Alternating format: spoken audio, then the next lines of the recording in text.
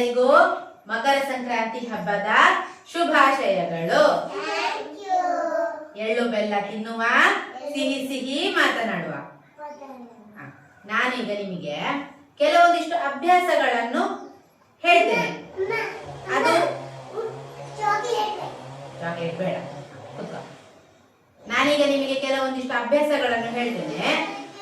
ಅದು ಒಳ್ಳೆಯ ಅಭ್ಯಾಸವ ಅಥವಾ ಕೆಟ್ಟ ಅಭ್ಯಾಸವ ಅಂತ ನೀವು ಡಿಸೈಡ್ ಮಾಡಬೇಕು, ಆಯ್ತಾ?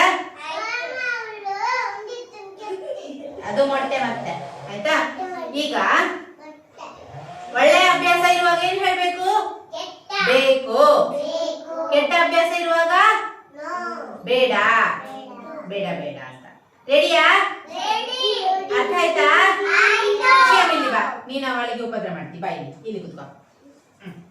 ಬ್ರಷ್ ಅಲ್ಲಿ ಹಲ್ಲುಜ್ಜುವುದು, ಸ್ನಾನ ಮಾಡುವುದು,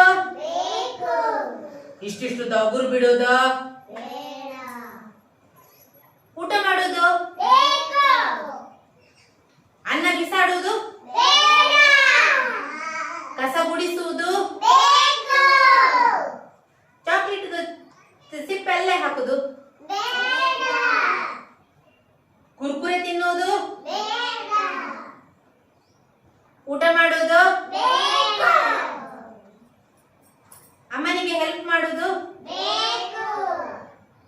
ಅಪ್ಪನಿಗೆ ಜೋರ್ ಮಾಡುವುದು,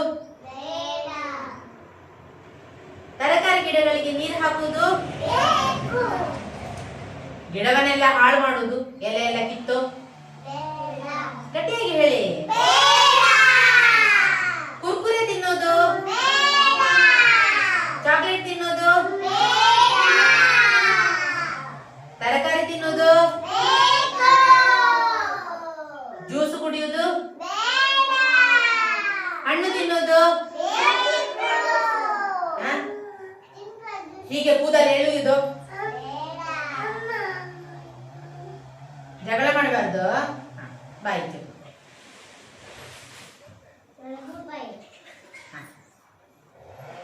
ಸರಿ ಮಾಡಿ. ಆಮೇಲೆ ಬೇರೆ ಯಾವ್ದೆಲ್ಲ ಉಂಟು? ನಿಮ್ಮ ಫ್ರೆಂಡ್ಗಳೊಂದಿಗೆ ಜಗಳ ಮಾಡುವುದು, ತಳ್ಳುವುದು, ಎತ್ತುವುದು, ಹೀಗೆ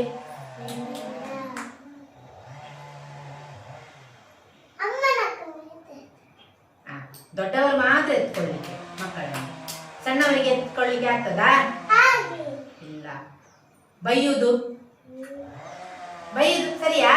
ನೀನು ಬೇಡ, ನಿನ್ನ ಜೊತೆಗೆ ನಾನು ಫ್ರೆಂಡ್ ಆಗುವುದಿಲ್ಲ, ಹಾಗೆ ಎಲ್ಲ ಹೇಳ್ಬೋದಾ? ಹೇಳಿ. ನಾನು ನಿನ್ನ ಫ್ರೆಂಡ್, ಅದು ಬೇಕು. ನೀನು ಕೂಡ ಇದು ಬೇಕು, ಗೊತ್ತಾಯ್ತಾ? ಚಪ್ಪಳೆ ಕೊಡಿ. ಆಟ ಸಾಮಾನು ತುಂಬಿಸಿ ಊಟ ಮಾಡುವ. ನಿಂಜ